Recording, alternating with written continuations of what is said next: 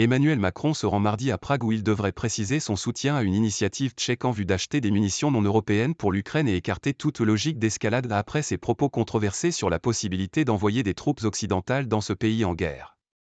La visite en République tchèque vise à mettre en scène cette attention particulière portée à l'Europe centrale par le président français, a expliqué son entourage à la presse.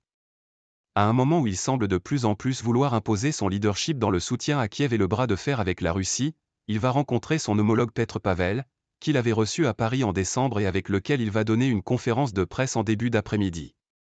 Et signé avec le Premier ministre Petr Fiala un plan d'action 2024 à 2028 pour le partenariat stratégique bilatéral.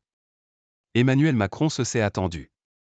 Au cours d'une conférence internationale organisée le 26 février au palais présidentiel de l'Élysée, il avait esquissé plusieurs pistes pour renforcer l'appui militaire fourni à l'armée ukrainienne, qui essuie des revers sur le front, face à ce qu'il a dénoncé comme un durcissement du Kremlin. Plus de 25 pays, essentiellement européens, doivent maintenant détailler ces solutions nouvelles, toujours sous la houlette de la France, et le président français doit ensuite se rendre d'ici à la mi-mars en Ukraine. Parmi les idées qui ont pris la lumière à Paris la semaine dernière figure une initiative tchèque visant à acheter des munitions hors Union européenne, en raison de la pénurie actuelle qui complique la vie des soldats ukrainiens sur le champ de bataille, pour ensuite les leur livrer. Dès la mi-février, Petr Pavel avait évoqué quelques 800 000 munitions qui pourraient être envoyées en Ukraine en quelques semaines si les financements nécessaires, 1,5 milliard de dollars, soit 1,38 milliard d'euros, selon le Financial Times, étaient rassemblés.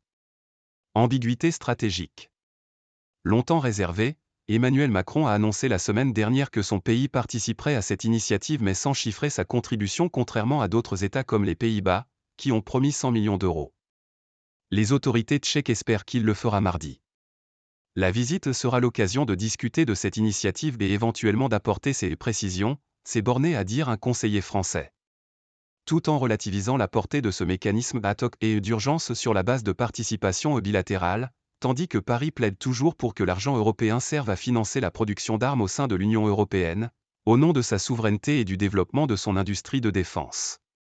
Mais il y a une semaine, Emmanuel Macron a aussi semé le trouble parmi les autres alliés de Kiev. En appelant à un sursaut des Occidentaux, il a voulu rétablir une ambiguïté stratégique pour que le président russe Vladimir Poutine sache que tout sera fait pour l'empêcher de gagner cette guerre. Et il a donc expliqué que l'envoi en Ukraine de militaires occidentaux ne pouvait pas être exclu à l'avenir, même s'il a reconnu qu'il n'existait pas de consensus à l'heure actuelle. Le gouvernement français a ensuite précisé qu'il s'agirait de missions non combattantes. Mais des États-Unis à l'Allemagne en passant par la grande majorité des autres alliés, les dirigeants se sont succédés pour se démarquer des propos du président français et assurer qu'il n'était pas question d'envoyer des soldats sur le sol ukrainien, offrant une image de division dans le camp occidental. Vladimir Poutine a quant à lui mis en garde contre une menace réelle de guerre nucléaire en cas d'escalade.